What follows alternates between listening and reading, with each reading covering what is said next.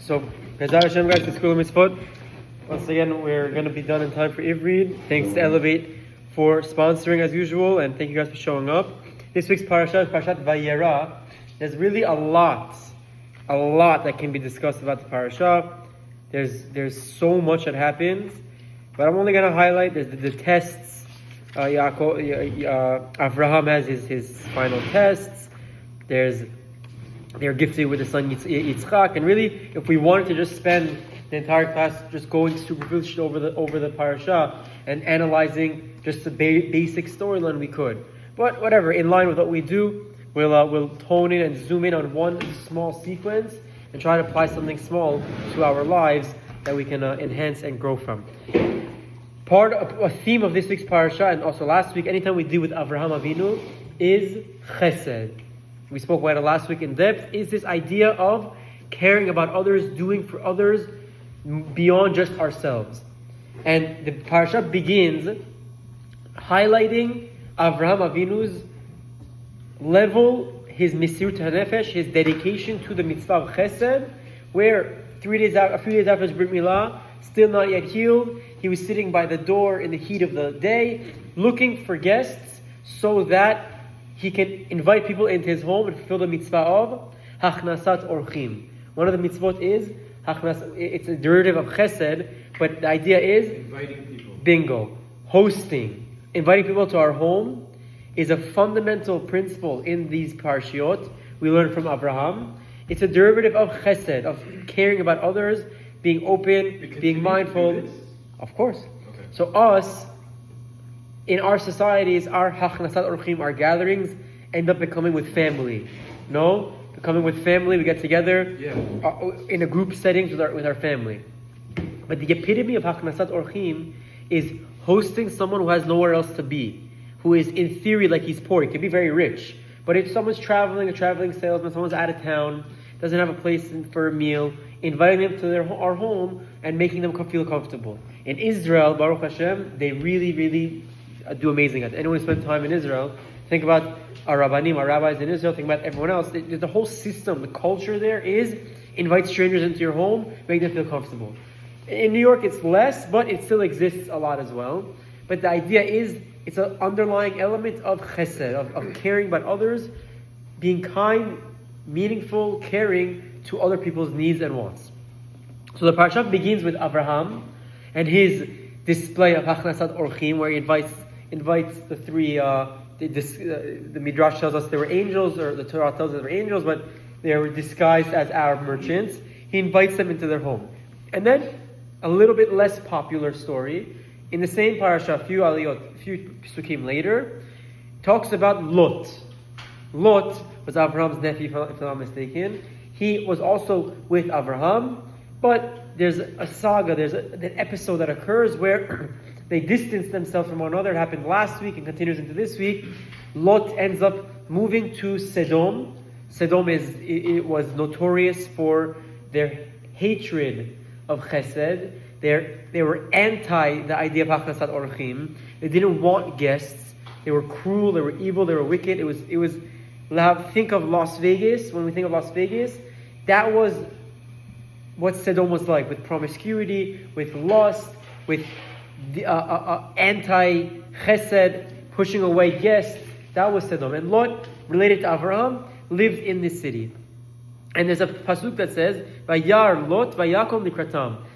They were angels that entered the city of Sodom. Again, disguised probably as individuals.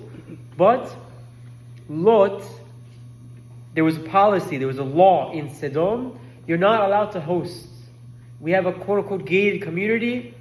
We don't want any beggars, any outsiders. No one enters our thing. Anyone that hosts guests, we will abuse them, we'll rape their daughters, we'll kidnap their kids, and we'll do bad things. Yeah, this was literally, or even some versions say they would rape the guests themselves. They would abuse and violate the guests or the hosts, the people of Sodom, of this city. Again, we're talking cruel, horrible people. Okay? This is this week's parsha, right? This week's parsha. Lot lived in this city. He's related to Abraham.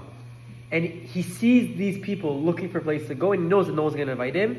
What does Lot do? Lot sees them gets up and greets them. Torah tells us verbatim, Vayar Lot Vayakom Likartam, and he greets them.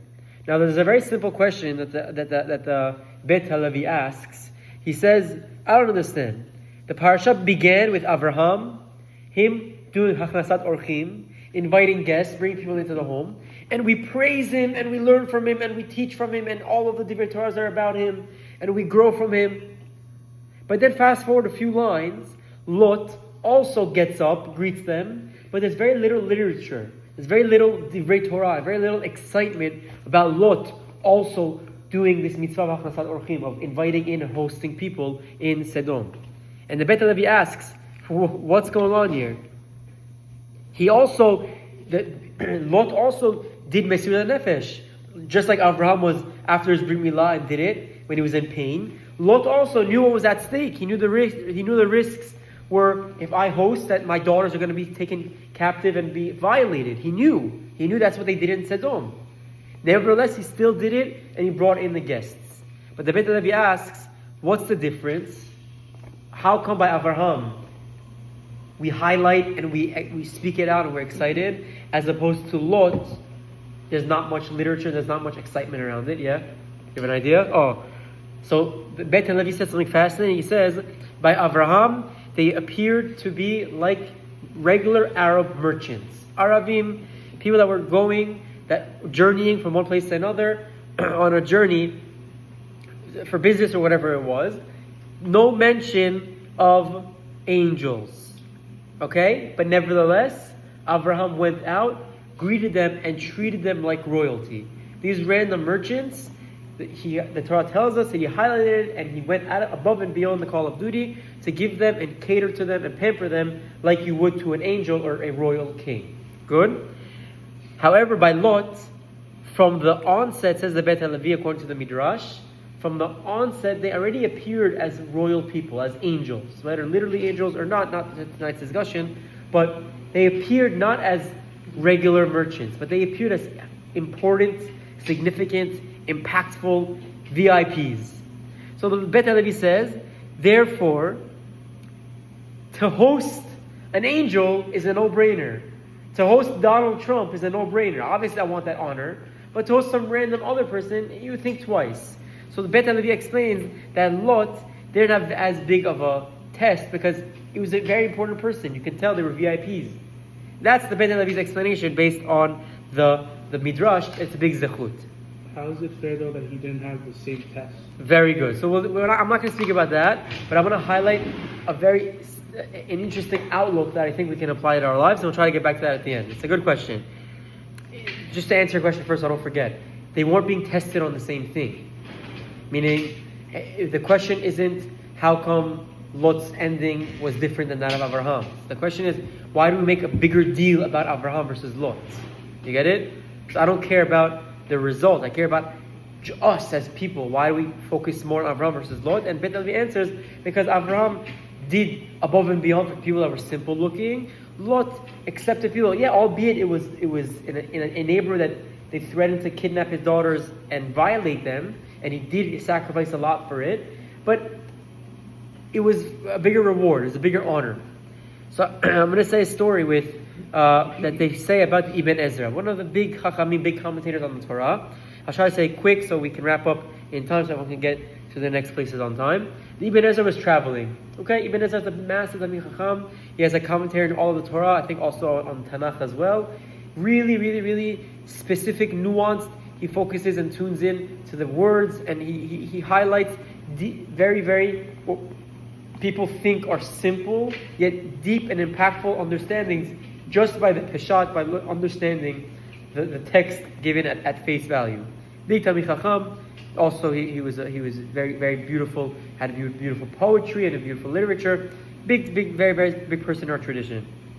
He was traveling, and he was in a city for Shabbat. No one knew who he was, and he doesn't want to draw attention to himself. He didn't want the kavod, the honor. He's in the Knesset Friday night, and he notices that no one is hosting him, no one's inviting him. They're locking up the Knesset. He's like, okay, I guess I'm going to spend the night in the Knesset.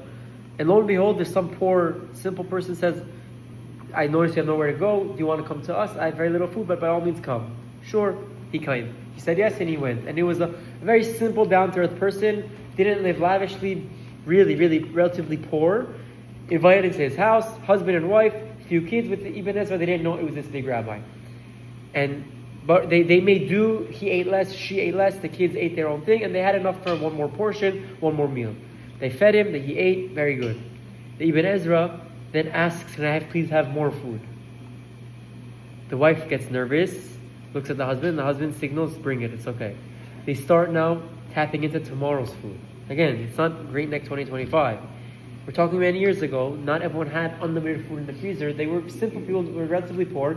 They had their food for the Shabbat meals, but they didn't have extras. They weren't making extra to throw in the garbage like Persian women do. So it's okay, bring from tomorrow morning, we'll make do with a little bit less for tomorrow. And he brings and he feeds the guest. And then again, can I have more? And he looks, and the wife is panicking. It's okay, bring. And they bring it, and they finish the next day's food. And the guest asks again, they're almost done, they have very little left, can I please have a little more? And he thinks to himself, I don't know who this guy is. He could have not eaten for a few days. He's a traveling merchant, or he's a guest in our town. I have no idea who this guy is. Let me do it. And his wife is nervous, and he tells him, of course, here you go, but this is the last I have. I want to give you more, but unfortunately this is all we have left for tomorrow for Shabbat. There's nothing left. And this man, who we know is Ibn Ezra, looks up and says, don't worry, I promise you tomorrow you'll have a lot of shefa, you'll have a lot of beracha in your home, and you'll have a lot of blessing moving forward as well. And they give him the food, they finish, the guest eats, sleeps, he's well taken care of until the next day when they go to Kanisa. They go to the minyan the next morning, and the Ibn Ezra, this guest, goes up to the rabbi of the synagogue and says, hi, can I give a Divre Torah? Can I give a drasha? And the rabbi is hesitant. I don't know, who are you? You look like some random poor person who's traveling from town to town. Long story short, reluctantly, he says, fine, yes, you can do it, by all means, bechavod. And he lets the guy speak.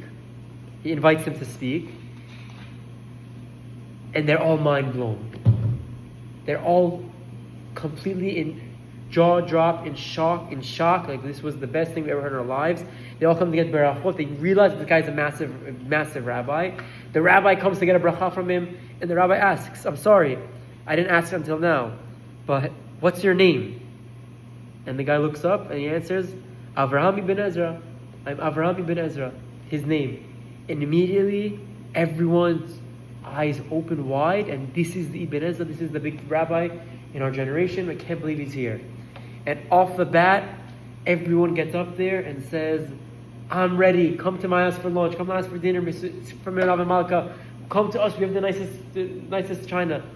And the guest rabbi, the Ibn Ezra, gets up there and says, I'm not coming to anyone's house except for this individual who hosted me last night without knowing who I was. Points to the poor person who had him. Anyone that wants can bring their food to this man's house.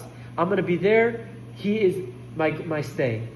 Immediately, everyone jumps, everyone brings, and the rabbi's beracha came into fruition. They all brought the food, and the rabbi's and the guy's table became the table of a king.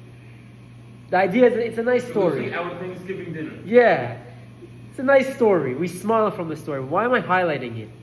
Because there's two outlooks the Beit HaLevi is highlighting. There's the outlook of Avraham, who wanted to do good with no regard for the outcome or for the reward or how it looks. And then there was Lot. Again, it's according to the Midrash, but according to the Beit HaLevi's understanding, Lot, its driving force was, they were important people. Okay, it's worth it to potentially sacrifice my daughters for these individuals. Versus Avraham, through the pain of a Brit Milah, they say the blood was still dripping from his bandage. He didn't even heal from his brit, and he's sitting by the door looking for guests in the boiling hot heat to invite them into the house. Avram did the Misura Nefesh. He saw random strangers with no regard for class, for any importance. He invites them and he treats them like royalty. And I think when I saw this, it really struck me. I think in our lives, it's very important to judge ourselves behind closed doors.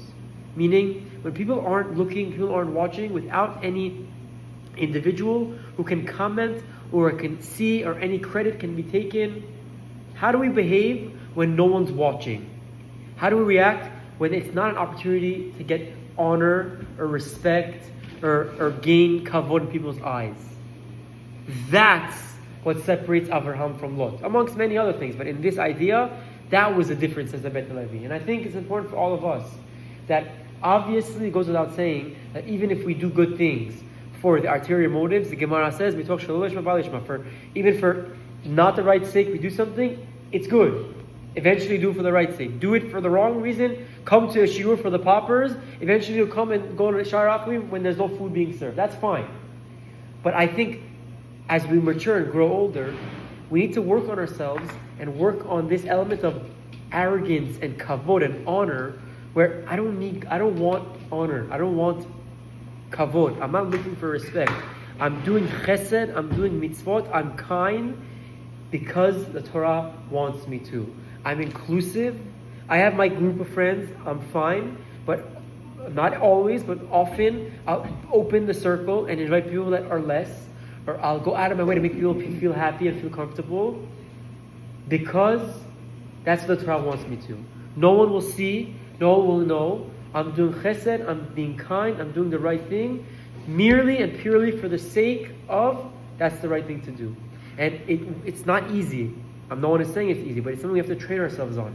That I'm not looking for the glamour, I'm not looking for the kavod, I'm looking to do what's right.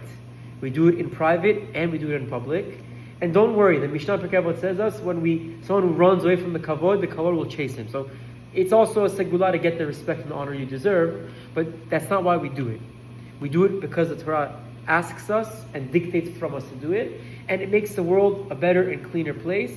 And when I saw this, it resonated personally, and it's something that I think as Baruch Hashem we grow, whether it's we grow in finances, or we get older, or we mature, or whatever it is, don't let these materialistic things penetrate and dictate our lives. On the contrary, we need to always choose good, even when it's not popular, even when the majority isn't doing it.